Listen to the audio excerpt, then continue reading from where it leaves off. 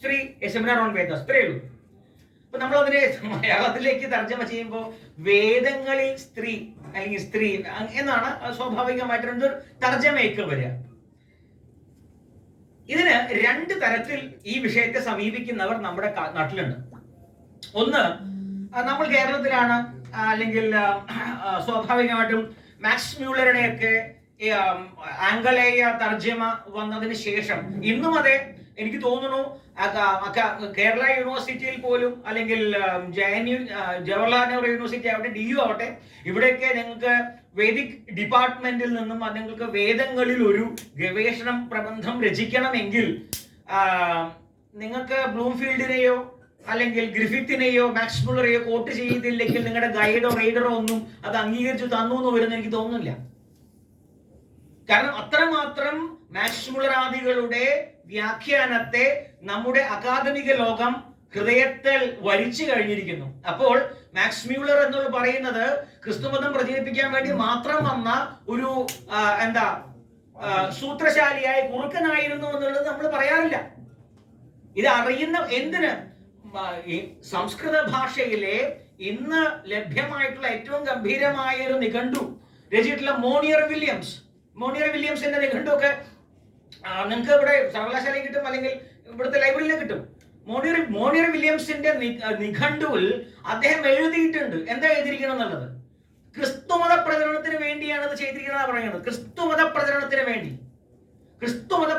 വേണ്ടിയാണ് Monier Williams ഇവിടെ സംസ്കൃതത്തെ നിഘണ്ടു എഴുതിയിട്ടുള്ളത്. അവസാനം മാക്സ് മുള്ളർ അദ്ദേഹത്തിന്റെ ഋഗ്വേദ ഭാഷ്യം എഴുതിയിട്ട് പറയാണ്, ഞാൻ എൻ്റെ ജോലി ഇവിടെ തീർത്തു. അതായത് ആദ്യം ചെയ്യാൻ പോകുന്നതിന് മുമ്പ് പറഞ്ഞു, കഴിഞ്ഞ 3000 വർഷങ്ങളായി ഈ വേദങ്ങളിൽ നിന്നും എന്തെല്ലാം ഉണ്ടായി വന്നിട്ടുണ്ടോ, I want to approve it. വേദമാകുന്ന വടവൃക്ഷത്തിൽ നിന്ന് എന്തെല്ലാം ഉണ്ടായി വന്നിട്ടുണ്ടോ, വേദമാകുന്ന വടവൃക്ഷത്തെ എനിക്ക് അപ്രൂവ് ചെയ്യണം, അതിനാണ് ഞാൻ ഈ വേദഭാഷ്യം എഴുതുന്നു എന്ന് പറഞ്ഞ് വേദഭാഷ്യം എഴുതിയ മാക്സ് മുള്ളർ എന്ന് പറയുന്ന പരമദുഷ്ടന്റെ വ്യാഖ്യാനമാണ് എന്നും ഹിന്ദുക്കൾക്ക് പ്രിയമായിട്ടുള്ളത്. എത്ര ലജ്ജാവഹമായ കാര്യമാണെന്ന് ഒന്ന് ആലോചിച്ച് നോക്കൂ. ഇന്നും നമ്മുടെ യൂണിവേഴ്സിറ്റികൾ, എന്റെയും നിങ്ങളുടെയും നികുതി പണം കൊണ്ട് നടത്തുന്ന യൂണിവേഴ്സിറ്റികളിൽ ഇപ്പോഴും ഈ മാക്സ് മുള്ളർ എന്ന് പറയുന്ന ഒരു സംശയമില്ല പരമദുഷ്ടന്റെ വ്യാഖ്യാനമാണ് പഠിപ്പിക്കുന്നത്. വിവേകാനന്ദനൊക്കെ അദ്ദേഹത്തെ കുറിച്ച് ഗംഭീരമായിട്ട് പറഞ്ഞിട്ടുണ്ടായിരുന്നു. എനിക്ക് അതിൽ അഭിപ്രായ വ്യത്യാസമൊന്നുമില്ല, അല്ലെങ്കിൽ അത് അദ്ദേഹത്തിന്റെ സ്വാതന്ത്ര്യം. പക്ഷെ അദ്ദേഹത്തിന്റെ life and letters of Frederick Max Muller നിങ്ങൾക്ക് കിട്ടും. ഈ കയ്യിൽ ഗൂഗിൾ തോണ്ടി വലിക്കുന്ന ഫോൺ ഉണ്ടല്ലോ, അതിന് പരിശോധിച്ച് നോക്കിയപ്പോഴും life and letters of Frederick Max Müller അതിൽ പറഞ്ഞിട്ടുണ്ട് അദ്ദേഹം എന്തുകൊണ്ടാണ് വേദങ്ങളെ വ്യാഖ്യാനിച്ചിട്ടുള്ളത്. അദ്ദേഹം വേദങ്ങളെ വ്യാഖ്യാനിച്ചു കഴിഞ്ഞാൽ അദ്ദേഹം പറയണം, Now I have finished my work. If Christianity doesn't step in, whose fault will it be? ഞാൻ ചെയ്യാനുള്ളത് ചെയ്തു കഴിഞ്ഞു. ഇനി ഈ സനാതന ധർമ്മത്തിന്റെ സ്ഥാനത്ത് ക്രിസ്ത്യാനിറ്റി സ്റ്റെപ്പ് ഇൻ ചെയ്യുന്നില്ലെങ്കിൽ whose fault will it be എന്ന് എഴുതി വെച്ച മാക്സ് മുള്ളറുടെ വ്യാഖ്യാനമാണ് എന്നും നമുക്ക് പഥ്യമായിട്ടുള്ളത് എന്നുള്ളത് പറയുന്നത് എന്തൊരു ലജ്ജാവഹമായ കാര്യമാണ്. ശരി, അപ്പൊ മാക്സ് മുള്ളറുടെ ആ പാരമ്പര്യത്തെ, ഗ്രിഫിത്തിന്റെ ആ പാരമ്പര്യത്തെ, ബ്ലൂംഫീൽഡിന്റെയും മാക്സ്വെല്ലിന്റെയും ഒക്കെ ആ പാരമ്പര്യത്തെ ഉൾക്കൊള്ളുന്ന അക്കാദമിക ലോകം അവരാണ് തീരുമാനിക്കുന്നത്. അല്ലാണ്ട് നിങ്ങൾക്ക് ഒരുപക്ഷെ അറിയണ്ടാവും എത്രമാത്രം തന്ത്രോക്തികളാണ് ഈ പറയുന്ന അക്കാദമിക ലോകം നമ്മെ നശിപ്പിക്കാൻ വേണ്ടി ഇല്ലാതാക്കുന്നുള്ളത്. കഴിഞ്ഞ ഒരു 4 വർഷങ്ങൾക്ക് മുമ്പാണ്, നിങ്ങൾ കേട്ടിട്ടുണ്ടോ അറിയില്ല, രാജീവ് മൽഹോത്ര എന്ന് പറയുന്ന ഒരു NRI അമേരിക്കക്കാരൻ, അദ്ദേഹം ബ്രേക്കിംഗ് ഇന്ത്യ എന്ന് പറയുന്ന ഒരു പുസ്തകം എഴുതി. അതിനുശേഷം ഒരുപക്ഷെ അന്നത്തെ ഭാരത സർക്കാർ ഒരു വിദേശിയായ ഒരു വ്യക്തിക്ക്, അദ്ദേഹത്തിന്റെ പേര് ഷെൽഡൻ പൊള്ളോക്ക് എന്നാണ് അതിന്റെ പേരിന്റെ ഓർമ്മ, അങ്ങനെയാണ്. അതെ, അദ്ദേഹത്തിന് പത്മശ്രീ കൊടുത്തു. അദ്ദേഹം വലിയ സംസ്കൃത പണ്ഡിതനാണ്. എന്നിട്ട് ആ ഷെൽഡൻ പൊള്ളോക്ക് ശൃംഗേരി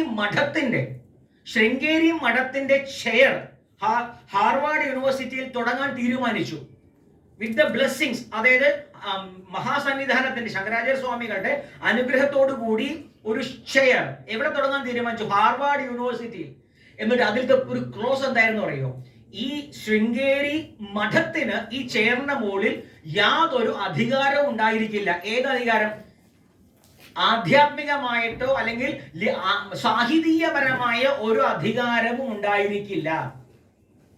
ആലോചിച്ച് നോക്കൂ.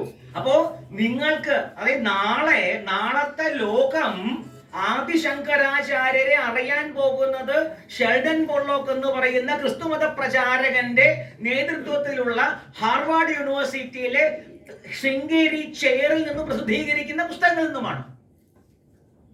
നമ്മുടെ വേരില്ലാണ്ടായി പോവാണ്. നമ്മുടെ വേരോടെ നമ്മുടെ ഇല്ലാതാക്കാൻ ചെയ്യുന്ന പ്രവൃത്തിയായിരുന്നു. അതിനെ ഇല്ലാണ്ടാക്കിയ ഒരു വ്യക്തികളുടെ ഒരാളാണ് ഡോക്ടർ രാജീവ് മൽഹോത്ര എന്ന് പറയണം. അപ്പൊ ഇത്തരം പ്രവർത്തികൾ ഇപ്പോഴും നടന്നു വരുന്നുണ്ട്. അപ്പോൾ ഞാൻ പറഞ്ഞു വന്നത്, മാക്സ് മുള്ളറുടെ ആ പാരമ്പര്യം ഇന്നുമുണ്ട്, അത് ഒരിക്കലും ഇല്ലാണ്ടാവില്ല. അതുകൊണ്ടാണ് പറയുന്നത് വയം രാഷ്ട്രീയ ജാഗ്രയാമ പുരോഹിതാഹ. ഈ രാജ്യത്തെ ബ്രാഹ്മണരായിട്ടുള്ള പുരോഹിതന്മാർ, ഞാൻ ജാതിവാസിയായ ശബ്ദമല്ല പറയണത്, സദാ ജാഗരൂകരായിരിക്കണം. നമ്മൾ ഒരു നിമിഷം പോലും കണ്ണടച്ചാൽ ആ കണ്ണടച്ച നേരം കൊണ്ട് നമ്മുടെ ധർമ്മത്തെ ഇല്ലാതാക്കാൻ, പാരമ്പര്യത്തെ ഇല്ലാതാക്കാൻ, സംസ്കൃതിയെ ഇല്ലാതാക്കാനുള്ള എല്ലാ തയ്യാറെടുപ്പുകളും എപ്പോഴും ഇവിടെ നടക്കുന്നുണ്ട്. മൂകാംബികയുടെ ഉപാസകൻ മൂകാംബികയെ പോലെ ആയിരിക്കണം. നിങ്ങളെല്ലാവരും മൂകാംബികയെ തൊഴാൻ പോയിട്ടുണ്ടെന്ന് ഞാൻ വിചാരിക്കുന്നത്. കണ്ണടച്ച ഭഗവതിയെ കണ്ടിട്ടുണ്ടോ? അപ്പൊ കണ്ണിങ്ങനെ തുറന്നിരിക്കുന്ന ഭഗവതിയാണ് കണ്ടിട്ടുള്ളത് അല്ലേ? എനിക്ക് തോന്നുന്നു ഭഗവതിക്ക് കണ്ണിന്റെ പോള പോലും ഇല്ല എന്നാണ് തോന്നുന്നത്. കണ്ടിട്ടോ നിങ്ങൾ? ചിത്രം കണ്ടിട്ടുണ്ടോ മൂകാംബിക? അങ്ങനെ ക്ഷേത്രമുണ്ട് കൊല്ലൂരുണ്ട്. കണ്ണു തുറന്നിരിക്കുകയാണ്. അപ്പൊ ഞാൻ ഇങ്ങനെ കണ്ണു തുറന്നു, ഒരു നിമിഷം പോലും കണ്ണടയ്ക്കാൻ ഞാൻ തയ്യാറല്ല. തന്റെ പുത്രന്മാരെ സംരക്ഷിക്കുവാൻ വേണ്ടി ഒരു നിമിഷം പോലും കണ്ണടയ്ക്കുവാൻ ഞാൻ തയ്യാറല്ല എന്ന് ഉച്ചൈസ്തരം ഉദ്ഘോഷിക്കുന്ന മൂകാംബികയുടെ ഭക്തന്മാരാണ് നമ്മളെങ്കിൽ വൈദിക ധർമ്മത്തെ സംരക്ഷിക്കുവാൻ വേണ്ടി ഒരു നിമിഷം പോലും കണ്ണടയ്ക്കുവാനുള്ള അധികാരം നമുക്കില്ല തന്നെ. അതിന്റെ ഭാഗമായിട്ടാണ് ഇവിടെ ഇങ്ങനെ ഒരു സെമിനാർ നടത്തുന്നത്. അപ്പൊ ഞാൻ പറഞ്ഞു വന്നത്, ഈ പറയുന്ന അക്കാദമിക ലോകത്തിന് രണ്ട് തരത്തിലുള്ള കാഴ്ചപ്പാടുകളാണ് ഉള്ളത്. ഒന്ന്, പ്രധാനമായ കാഴ്ചപ്പാട് ഞാൻ ഈ പറഞ്ഞു, വൈദിക സംസ്കൃതി എന്നുള്ളത് ഒന്നുമല്ല. ഏത് അഗ്നിം ഈളെ പുരോഹിതം എന്ന് പറയുമ്പോ ഓ ഫയർ അല്ലയോ, കാരണം എന്താ, ഇവർ നൊമാഡുകളായിരുന്നു, ആര്യന്മാർ നൊമാഡുകളായിരുന്നു. അപ്പൊ ഈ നൊമാഡുകളായ ആര്യന്മാർ ഏടുന്നോ കേടി വന്നവരാ. പ്രത്യേകിച്ച് ഇറാനിലൊക്കെയാണ് വന്നതെന്നാ പറയുന്നത്. ശരി, ആവട്ടെ. ഇപ്പൊ ആരും പറയുന്നില്ല, കാരണം റിസർച്ചുകളൊക്കെ തിരിഞ്ഞപ്പോ ഇനിയിപ്പോ കിട്ടുന്നില്ല. ഇപ്പോഴും വൈദേശിക ബുദ്ധിയെ കടം കൊണ്ട് റോമിൽ അഥാപ്പുറെ പോലുള്ള ഇന്ത്യ വിരുദ്ധർ മാത്രമാണ് അങ്ങനെ പറയുന്നത്. ആവട്ടെ. അപ്പോ ഇങ്ങനെ ഈ പറയുന്ന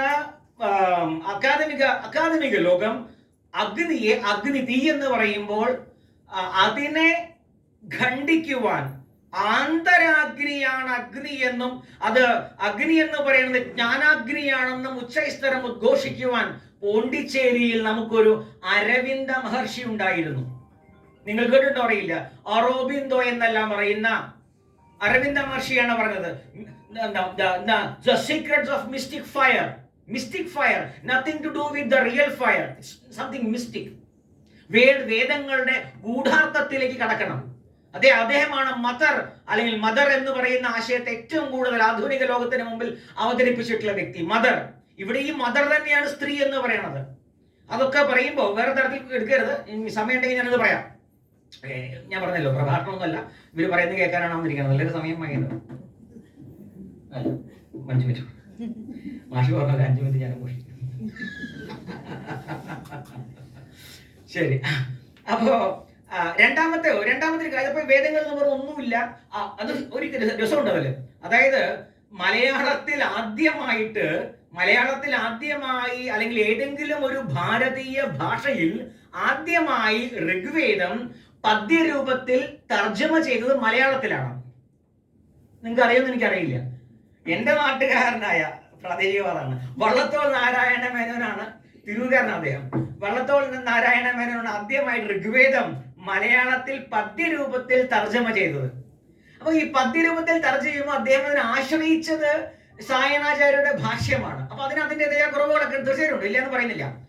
എന്നിട്ട് അന്നത്തെ കേരളത്തിലെ ആദ്യത്തെ വിദ്യാഭ്യാസ മന്ത്രിയായിരുന്ന പ്രൊഫസർ ജോസഫ് മുണ്ടശ്ശേരി മാഷ് പറഞ്ഞു, ഇതാണോ ഈ വേദം എന്നൊക്കെ പറഞ്ഞു. എന്ത് മഹത്വം അതിനുള്ളത്! കാരണം തീയ്, മിന്നല്, അല്ലെങ്കിൽ അത് ഇത് തുടങ്ങിയിട്ടുള്ള പ്രാകൃതിക ശക്തികളെ സ്തുതിക്കുന്നതാണ് സായണാചാര്യരുടെ പോലുള്ള ആളുകളുടെ വേദം, അല്ലെങ്കിൽ വേദ വ്യാഖ്യാനം, വേദഭാഷ്യങ്ങൾ എന്നുള്ളത്. എന്തിനാ ഈ പറയുന്ന മിന്നലിനെയും മഴയെയും തീയിനെയും കാറ്റിനെയും ഒക്കെ സ്തുതിക്കുന്ന കാര്യം എന്തിനാന്നാണ് മനസ്സിലായില്ല. അപ്പോ ഈ പ്രാകൃതിക ശക്തികളെ സ്തുതിക്കുക ഇന്ന്, അത് കാരണം എന്താ, ഈ നൊമാഡുകൾക്ക് അറിയില്ലല്ലോ. നൊമാഡ് എന്ന് പറഞ്ഞാൽ എന്താ, ഈ എന്താ നാടോടികൾ, നാടോടികൾക്ക് അറിയില്ല. കാരണം ഇതിന്റെയൊക്കെ പിന്നീട് ശക്തി എന്താന്നുള്ളത്. അപ്പൊ തീ കണ്ട വെളിച്ചമുണ്ട്, തൊട്ടാ പൊള്ളും. അപ്പൊ തീ എന്തോ ശക്തിയുണ്ട്, മിന്നൽ എല്ലാരും പേടിപ്പിക്കും. സ്വാഭാവികം ശക്തിയുള്ളവന് ഭയമാണല്ലോ എല്ലാവർക്കും. ഇന്നും അങ്ങനെ തന്നെയാണ് അല്ലേ. അതുകൊണ്ടാണ് നമ്മള് മന്ത്രിമാർക്കെതിരെ ഒന്നും പറയത്തത്. പറഞ്ഞിട്ടുണ്ടെങ്കിൽ എന്താ, പിടിച്ച് പിറ്റേ ദിവസം പിടിച്ച് ജയിലിടും നമ്മള്. അപ്പൊ ശക്തി പേടിയുള്ളതുകൊണ്ട് നമ്മൾ ഉണ്ടാക്കുന്നത്. അപ്പൊ നാടോടികൾക്ക് പേടി ഉണ്ടായിരുന്നു. അപ്പൊ നാടോടികൾക്ക് ഈ പ്രാകൃതിക ശക്തികളായിരുന്നു പേടി, അതുകൊണ്ട് സ്തുതിച്ചു എന്നൊക്കെയാണ് ഇന്നും നമ്മളെ വിശ്വസിപ്പിച്ചിരിക്കുന്നത്. ഇന്നും എന്നിട്ട് എന്തൊക്കെ തോന്നിവാസമാണ് പറയുന്നത്. ഋഗ്വേദത്തിൽ 10 മണ്ഡലമുണ്ട്. 10ാം മണ്ഡലത്തിൽ കുറച്ചും കൂടി ഗംഭീരമായ ആശയങ്ങൾ വരുന്നുണ്ട്. 1ാം മണ്ഡലം 10ാം മണ്ഡലം വേറെ എപ്പോഴും എഴുതിയതാണ്. അല്ല, രണ്ടാമത്തെ 2, 3, 4, 5, 6, 7, 8, 9 മണ്ഡലങ്ങൾ അത് വലിയ പ്രാകൃതമായ ഒരു കാര്യമൊന്നുമില്ല എന്നൊക്കെ ഉള്ള വ്യാഖ്യാനങ്ങൾ ഇന്നും വിശ്വസിച്ച് വരുന്ന ആളുകൾ ഉണ്ട്. നമ്മുടെ ശങ്കരാചാര്യ സർവകലാശാലയിൽ നിന്ന് വരുന്ന പഠനങ്ങൾ പോലും പലപ്പോഴും അവിടുന്ന് വരുന്ന പഠനങ്ങൾ കാണുമ്പോൾ തോന്നിയിട്ടുണ്ട്. ഇത് സ്റ്റേറ്റ്മെന്റ് ആയി കാണിക്കുന്നത്, റെക്കോർഡും ചെയ്യരുത്, എനിക്ക് എഴുതി പുറത്തിറങ്ങി നടക്കാനുള്ളതാ. ആ യൂണിവേഴ്സിറ്റി വിളിച്ച് ബോംബിട്ടാണെന്ന് തോന്നിയിട്ടുണ്ട്. അതാ ഞാൻ റെക്കോർഡ് ചെയ്യുന്നത്. ഇനി ആരെങ്കിലും വല്ല ബോംബിട്ടുണ്ടെങ്കിൽ എന്റെ മണ്ടയ്ക്ക് വരുന്നത്. ശരി. അപ്പൊ അല്ല, ഞാൻ പറഞ്ഞത് അത്രയും തോന്നിവാസങ്ങളാണ് ഈ പഠനങ്ങൾ എന്നൊക്കെ പറഞ്ഞ് വരുന്നത്. അതിലൊന്നും ഒരു ആധ്യാത്മികത ഇല്ലെങ്കിൽ പോട്ടെ, അത് സൗന്ദര്യാത്മകതയില്ല. ആധ്യാത്മികത പോട്ടെ, ലാവണ്യത്വം ഒന്നും നമുക്ക് കാണാനില്ല. വേദം എന്ന് പറയുന്നത് ലാവണ്യാത്മകതയുടെ ഗിരികന്ധരമാണ്, അല്ലെങ്കിൽ ഗിരിനിരകളാണ്. ലാവണ്യതയുടെ ഗിരിനിരകളാണ്. അവിടുന്ന് വരുന്ന സുധാസാരമാണ് വേദവൈഖരി എന്ന് പറയുന്നത്. അതിനനുഭവിക്കാൻ നമുക്ക് സാധിക്കുന്നില്ല. അപ്പൊ ഒരു ഭാഗം ഈ പറയുന്ന ആധുനിക പണ്ഡിതന്മാരുടെ ഒരു കാഴ്ചപ്പാട്. രണ്ടാമതൊരു കാഴ്ചപ്പാടുണ്ട്. ഈ വേദം എന്നൊക്കെ പറഞ്ഞാൽ എന്താണെന്നറിയോ, അതിലെല്ലാം ഗംഭീരമായ കാര്യങ്ങൾ പറഞ്ഞിട്ടുണ്ട്. ഈ വേദങ്ങളിൽ സ്ത്രീ ദേവിയാണ്, സ്ത്രീ അമ്മയാണ്, സ്ത്രീക്ക് വലിയ സ്ഥാനം ഉണ്ടായിരുന്നു. കണ്ടില്ലേ, ഗാർഗി എന്നും മൈത്രേയി എന്നും പറഞ്ഞ് യാജ്ഞവൽക്യനെ പോലും, മൈത്രേയല്ല ഗാർഗി, യാജ്ഞവൽക്യനെ പോലും ചോദ്യം ചെയ്ത ഗാർഗി ഉണ്ടായിരുന്നു.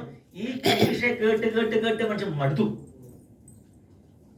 അപ്പൊ സ്വാഭാവികമായിട്ടും ഇന്നത്തെ ഫെമിനിസ്റ്റുകൾ ചോദിക്കുന്നത്, ഞങ്ങളെ നിങ്ങൾ ദേവിയായിട്ടൊന്നും കണ്ട, ഞങ്ങളെ പെണ്ണുങ്ങളായത് കണക്കാക്കുക. ഞങ്ങളെ പെണ്ണുങ്ങളായിട്ട് നിങ്ങൾ അംഗീകരിച്ചു തരും. ഞങ്ങളെ ദേവിയാണെന്നും അമ്മയാണെന്നും ആനയാണോ ചേനയാണോ കുതിരയാണെന്നും പറയണ്ട. ഞാനൊരു മനുഷ്യ സ്ത്രീയാണ്, എന്നെ സ്ത്രീയായി നിങ്ങൾ അംഗീകരിക്കൂ. അത് മാത്രം അതേ കവിഞ്ഞൊന്നും വേണ്ട എന്ന് പറയുമ്പോൾ സ്വാഭാവികമായിട്ടും ഇന്നത്തെ ഫെമിനിസ്റ്റുകൾ പറയുന്നതാണ് ശരിയെന്ന് ഹൃദയമുള്ള ആർക്കും സമ്മതിക്കേണ്ടി വരും. അത് എന്തുകൊണ്ടാണെന്ന് പറഞ്ഞാൽ വേദം പഠിക്കാത്തത് കൊണ്ടാണ്. വേദം പഠിക്കേണ്ടതുപോലെ പഠിക്കാത്തത് കൊണ്ടാണ്. അപ്പോൾ യഥാർത്ഥത്തിൽ ഈ ഒരു സെമിനാർ, അതായത് വേദങ്ങളിൽ അതുണ്ട്, വേദങ്ങളിൽ ഇതുണ്ട് എന്ന് വെറുതെ ഘോഷിക്കുവാനുള്ളതല്ല. ഇത് വേദങ്ങളുടെ ആഴങ്ങളിലേക്ക് ഇറങ്ങുവാനുള്ള ഒരു ചുവടാണ്. അതുകൊണ്ടാണ് പറഞ്ഞത്, ഈ സെമിനാർ ഇന്നിവിടെ ആരംഭിക്കുന്നേ ഉള്ളൂ. ലോകത്തിന്റെ ഈ ഭൂലോകത്തിന്റെ എല്ലാ ദിക്കിലും സ്ത്രീ എന്ന ആശയത്തെ മുൻനിർത്തി സെമിനാറുകൾ നടത്തുവാൻ പോവുകയാണ്. അതിന്റെ നാന്ദിയാണ് ഈ പത്മനാഭന്റെ മണ്ണിൽ നമ്മൾ വെച്ച് കുറിച്ചിട്ടുള്ളത്. ഇതിൽ 1-2 കാര്യങ്ങൾ കൂടി പറയാണ്ട്. വേദങ്ങളിൽ സ്ത്രീ എന്ന ഒരു ആശയം പറയുമ്പോൾ സ്ത്രീ എന്ന അതിന്റെ നൈരുക്തികമായ അർത്ഥവും ധാതു അർത്ഥവും നമുക്ക് നോക്കാം. 1. 2, ഇതിന് ഏതൊക്കെ തലങ്ങളാണ്, സ്ത്രീ എന്നൊരു വാക്കാണോ വേദങ്ങളിൽ വിശേഷിപ്പിച്ചിട്ടുള്ളത്? ഇനിയിപ്പോ സ്ത്രീ, നാരി എന്നൊരു വിഷയം കടന്നു വരുന്നു. നാരി, ഈ നാരി എന്ന ശബ്ദത്തിന് സ്ത്രീകൾ അല്ലെങ്കിൽ വേദങ്ങൾ നൽകുന്ന പാരിഭാഷികമായ തലം എന്താണ്, അല്ലെങ്കിൽ വേദങ്ങൾ നാരിക്ക് നൽകുന്ന പരിഭാഷ എന്താണ്? ശരി, അതൊന്ന്. 2, വേദങ്ങളിൽ ഏതെല്ലാം ഭാഗങ്ങളിലാണ് സ്ത്രീ ദേവതകളെ കുറിച്ച് പറയുന്നത്? ഏതൊക്കെ ശ്രേണിയിലുള്ള സ്ത്രീ ദേവതകളെ കുറിച്ചാണ് പറയുന്നത്?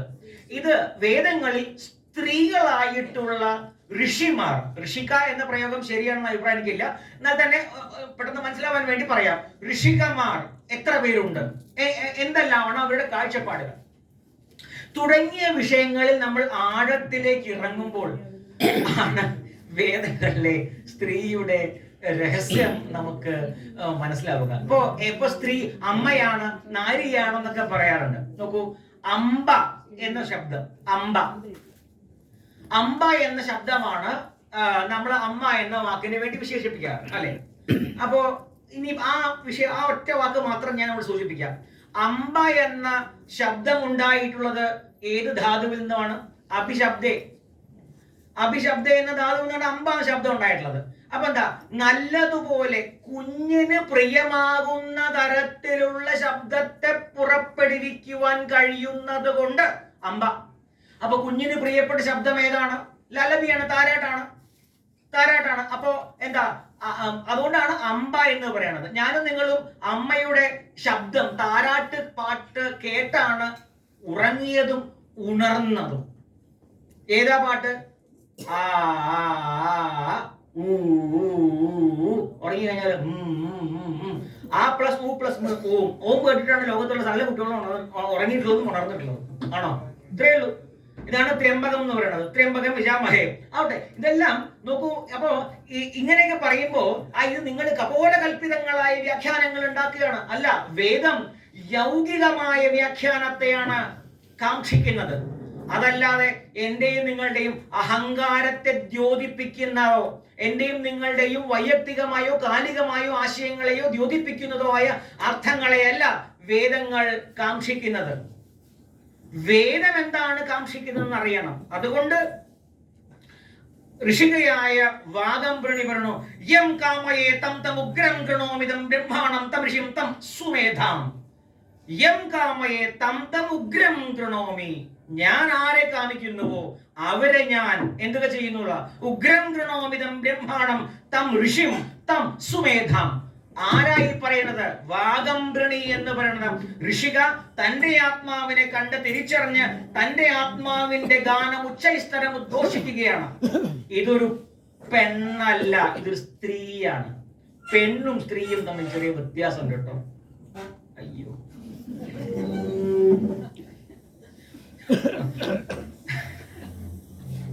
പെണ്ണ് എന്ന് പറയുന്നത് ഇല്ലെങ്കിൽ സ്ത്രീ ഇല്ല. പെണ്ണ് എന്ന് പറയുന്നത് basic fundamental property of A woman. അത് നമുക്ക് പെണ്ണ് എന്ന് പറയും. പെണ്ണത്വം ഏതുപോലെ എന്ന് പറഞ്ഞാൽ ശൂദ്രത്വം ഇല്ലാതെ, ശൂദ്രനില്ലാതെ മനുഷ്യനില്ല. Fundamental basic properties of any being is non a ശൂദ്രത്വം. അത്രയേ ഉള്ളൂ. ആഹാര, നിദ്ര, അഭയം, മൈഥുനം.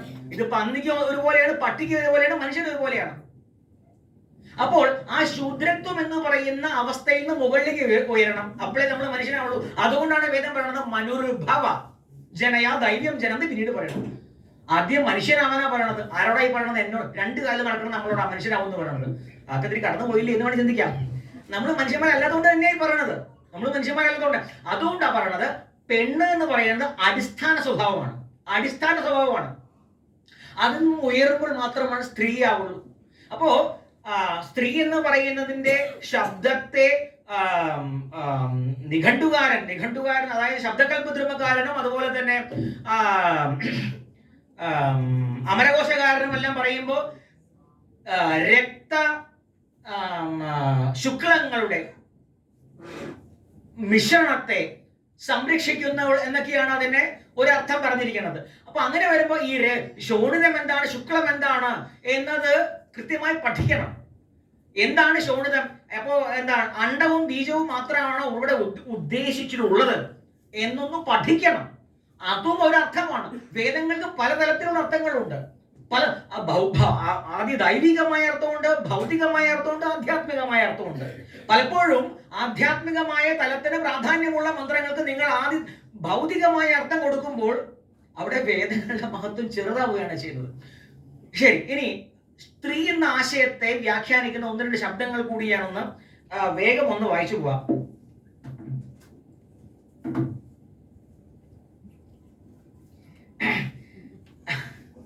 രണ്ട് മിനിറ്റ് സമയം, 2 മിനിറ്റ്. അത് പേപ്പർ പ്രസന്റ് നമുക്ക് മഹാഭാഗ്യമാണ്. എൻ്റെ ഗുരുനാഥനെ കൂടി പരിചയമുള്ള രണ്ട് സാമവേദീയരായ രണ്ട് ചെറുപ്പക്കാർ, രണ്ട് ബ്രഹ്മചാരിമാര് മഹാരാഷ്ട്രയിലെ നാന്ദേഡ് നമ്മൾ എത്തിയിട്ടുള്ളത്. നമുക്ക് അവരുടെ സാമഗാനം കേട്ടുകൊണ്ട് വേണം ആരംഭിക്കാൻ. അതായത് വേദം അനുഭവിക്കാനുള്ളതാണ്. വേദം അനുഭവിക്കാനുള്ളതാണ്. സാമവേദം നിങ്ങൾ എത്ര പേര് കേട്ടിട്ടുണ്ടല്ലേ? കേരളത്തിൽ സാമവേദം എന്ന് പറഞ്ഞാൽ അത്ര തന്നെ രോചകമാണെന്ന അഭിപ്രായം വ്യക്തിപരമായി എനിക്കില്ല. കേരളത്തിൽ ജൈമിനീയമാണ്, ജൈമിനീയ സാമമാണ്. നിങ്ങൾ രാമായണീയം, 3 ശാഖകളാണ് നിലവിൽ ഭാരതത്തിലുള്ളത്: ജൈമിനീയം, രാമായണീയം, കൗതുകം. 1000 ശാഖകൾ, സഹസ്ര ശാഖ ഉണ്ടായിരുന്നതാണ് സാമവേദം. അതിലിപ്പോ നിലവിൽ 3 ശാഖ മാത്രമേ ഉള്ളൂ, ബാക്കി എല്ലാം ഇല്ലാണ്ടായി. ആലോചിക്കണം, അതിന്റെ ഒരു അവസ്ഥ ആലോചിക്കും. ശരി, ആ രാമായണീയ ശാഖ കേൾക്കാൻ വളരെ രസമാണ്, വളരെ രസമാണ്. ശരി, പക്ഷെ എന്താന്ന് പറഞ്ഞാൽ ഇന്നത്തെ ലോകത്തിന് ചേർന്നല്ല. അല്ല, അതുമാണല്ലോ പറയാൻ.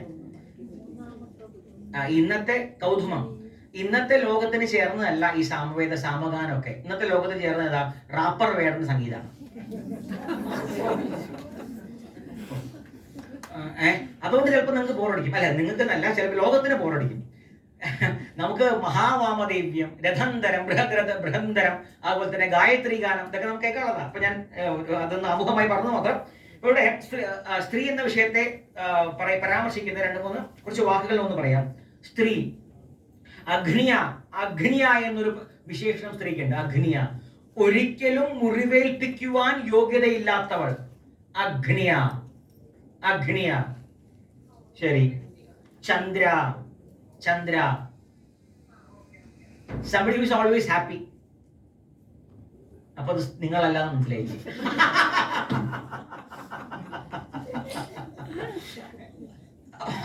എപ്പോഴെങ്കിലും നിങ്ങൾക്ക് ആ ചന്ദ്രത്വം നഷ്ടപ്പെടുമ്പോ മനസ്സിലാക്കിയാൽ മതി, ഞാൻ സ്ത്രീയിൽ നിന്നും പെണ്ണായി മാറി.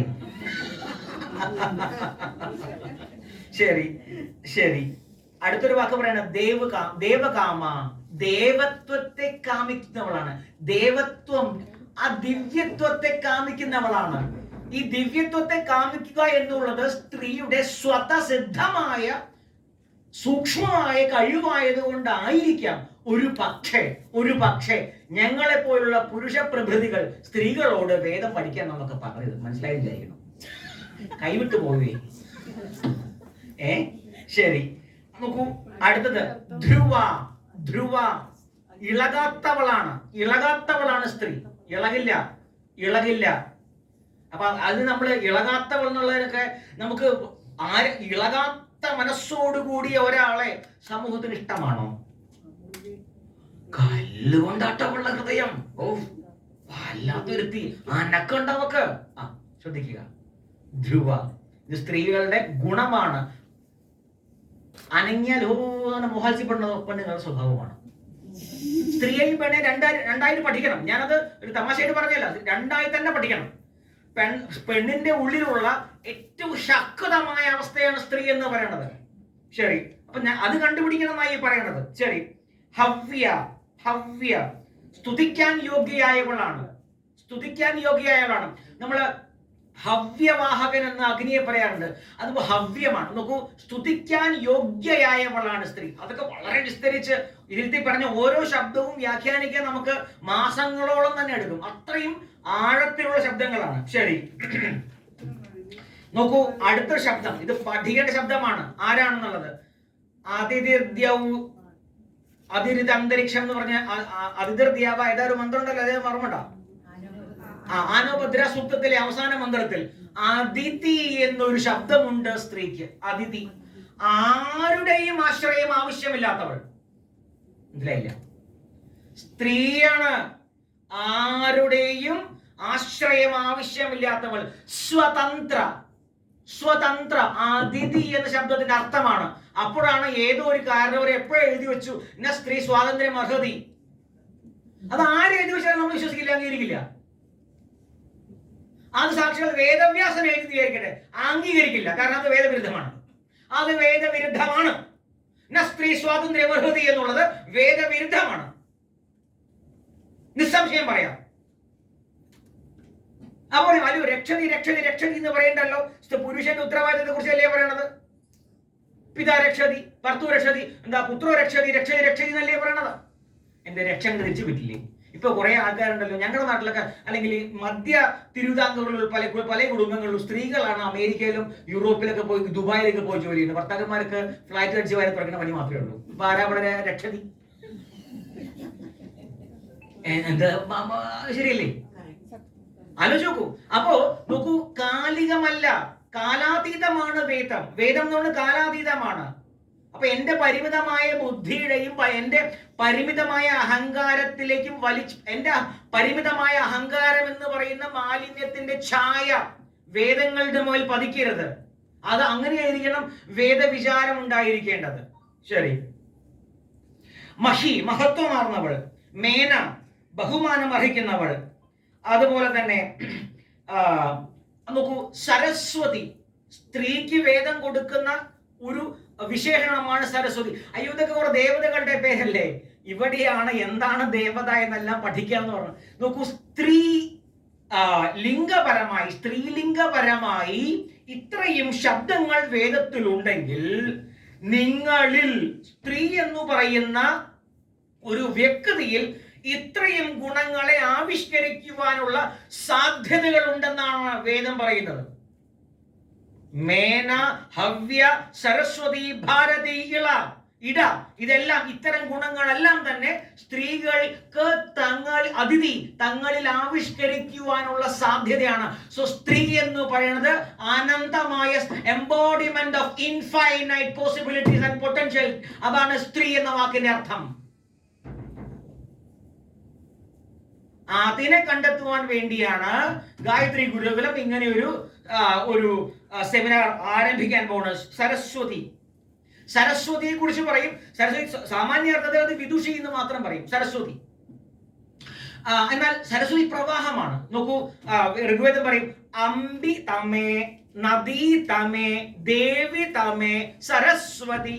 എന്നിട്ട് പറയാം അപ്രശസ്ത ഇവ സ്മൃതി പ്രശസ്തി മംഭനസ്കൃതി. അപ്പോ അമ്മമാരിൽ സൂപ്പർലേറ്റീവ് അംബിതമം, അതായത് അമ്പമാരിൽ വെച്ച് പരമോന്നതയായവൾ. നദികളിൽ, നദി എന്ന് പറഞ്ഞാൽ നദമുണ്ടാക്കുന്ന പ്രവഹിക്കുന്ന, ശബ്ദങ്ങളെ ഉണ്ടാക്കി പ്രവഹിക്കുന്നത്, നദമുണ്ടാക്കി പ്രവഹിക്കുന്ന, നാദമുണ്ടാക്കി പ്രവഹിക്കുന്നത് നദി. അപ്പോ നദീ തമേ, ദേവി തമേ, ദിവ്യത്വങ്ങളിൽ വെച്ച് പരമമായ ദിവ്യത്തെ ഉണർത്തുവാനുള്ള കഴിവോട് കൂടിയത്. ദേവി തമേ, സരസ്വതി. ആ സരസ്വതിയെ പറ്റി പറയുന്നത് പ്രചോദനങ്ങളുടെ മഹാപ്രവാഹം എന്നാണ്. പ്രചോദനങ്ങളുടെ മഹാപ്രവാഹമാണ് സരസ്വതി. മഹോ അർണ സരസ്വതി പ്രചേതയതി കേതുനാധിയോ വിശ്വാവിരാജതി. മഹോ അർണ സരസ്വതി പ്രചോദനങ്ങളുടെ മഹാപ്രളയമാണ്. The flood of inspiration. ആരെ കുറിച്ചാണ് പറയുന്നത്? സ്ത്രീയെ കുറിച്ചാ പറയണത്. നിങ്ങൾ വിചാരിച്ചു കയ്യിൽ വീണയുള്ള ഏതൊരു ദേവതയെ കുറിച്ചാ പറയണത്. സോറി, തെറ്റിപ്പോയി. നിങ്ങളെ കുറിച്ചാ പറയണത്. നിങ്ങളെ കുറിച്ചാണ് പറയണത്. ആലോചിക്കും. ഇനി ഒരുപാട് ശബ്ദങ്ങളുണ്ട്, ഞാനെല്ലാം പറഞ്ഞാലുള്ളത് നിങ്ങളാവില്ല. ശരി.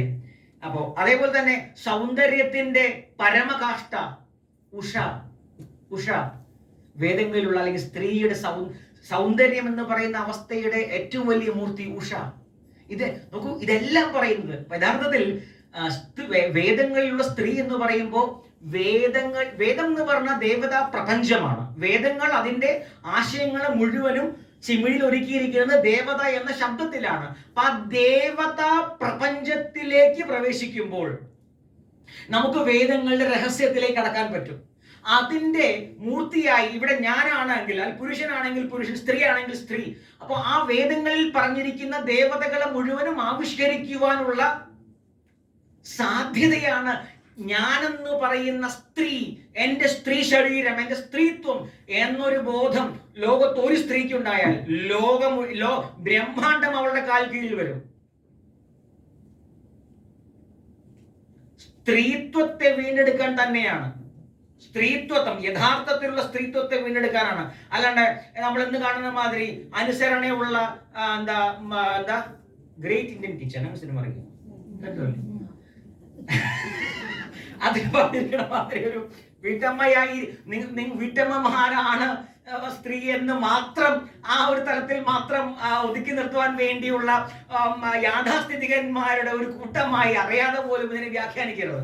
എന്നാൽ കുടുംബത്തെ ഇല്ലാതാക്കാൻ വേണ്ടിയിട്ടുള്ള ആ ഒരു തന്ത്രമാണോ? തീർച്ചയായിട്ടുമല്ല. കാരണം സമ്രാജ്ഞി ശ്വശൂരോ ഭവ, സമ്രാജ്ഞി ശ്വശ്രാഭവ, ഇതെല്ലാം എന്ത് പറഞ്ഞല്ല, നീ ആരാ? ഗൃഹത്തിൽ രാജ്ഞിയായിരിക്കണം എന്നാ പറഞ്ഞത്. ഗൃഹത്തിൽ രാജ്ഞിയായിരിക്കണം. അപ്പൊ ഗൃഹം വേണ്ടത് തന്നെയാണ്. ഗൃഹം വേണ്ടെന്ന് പറഞ്ഞിട്ടില്ല, ഗൃഹത്തെ ഉപേക്ഷിക്കാൻ പറഞ്ഞിട്ടില്ല. അപ്പോ നോക്കൂ, അതേപോലെ തന്നെ യജുർവേദത്തിൽ 22 ശുക്ല യജുർവേദം 22 അധ്യായം 22 ഋക്കിൽ ഇങ്ങനെ പറയുന്നുണ്ട്. അതായത് പുരന്ധരിയോഷ, പുരന്ധരി മന്ത്രത്തിന്റെ ഉറക്കം ചേർന്നു. ആ ബ്രഹ്മൻ ബ്രഹ്മണോ ബ്രഹ്മവർച്ചസേജായതാം ആ രാഷ്ട്രീയ രാജന്യ ശൂരഷത് വ്യോതിവ്യാധി മഹാരഥോജായതാം ലോഗ്രി ധേനുർവോഢാനധ്വാനാശുക്തി പുരന്ധരിയോഷ ജിഷ്ണുർദേശ സഭേയോ യുവാസീമാനസിവീരോ ജായതാം ദിഗാമേരിഗാമി പരിച ന്യൂനവർഷതു ഭരവത്യോനവർഷേവച്ചന്താം യോഗക്ഷേമനകൽപ്പതാം. ഇത് വൈദിക രാഷ്ട്രസൂക്തമായി പറയുന്ന ഒരു ഭാഗമാണ്. എന്താണ് വൈദിക രാഷ്ട്രം?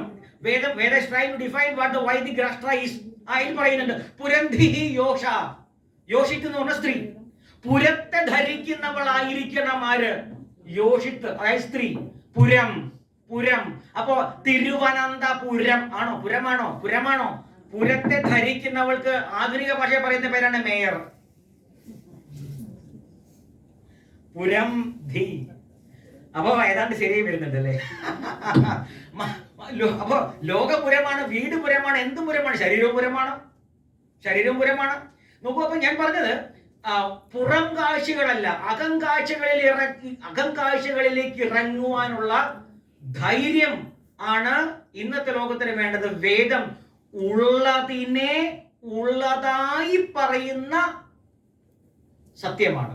ഉള്ളതിനെ ഉള്ളതായി പറയുന്ന ദൈവീ വാക്കാണ് വേദം. ഇല്ലാത്തതൊന്നും വേദങ്ങൾ ആരോപിക്കരുത്. അതുകൊണ്ട് വേദകാലഘട്ടത്തിലെ സ്ത്രീ വേദകാലഘട്ടത്തിൽ അങ്ങനെയായിരുന്നു എന്നുള്ള സ്ഥിരം ക്ലീശകൾ ഇനിയുള്ള സെമിനാറുകളിലെങ്കിലും നമ്മൾ ഒഴിവാക്കാൻ ശ്രമിക്കും. ഇപ്പോൾ അങ്ങനെ ഉണ്ടാവുമെന്ന് എനിക്കറിയില്ല, ഉണ്ടാവാം. അതൊക്കെ കുറെ കാലമായി നമ്മൾ അനുവർത്തിച്ചു വരുന്ന ചില നമ്മുടെ വൈചാരിക പദ്ധതിയിൽ നിന്നും ഉണ്ടാവുന്ന കാര്യങ്ങളാണ്. ആവട്ടെ, സാരമില്ല.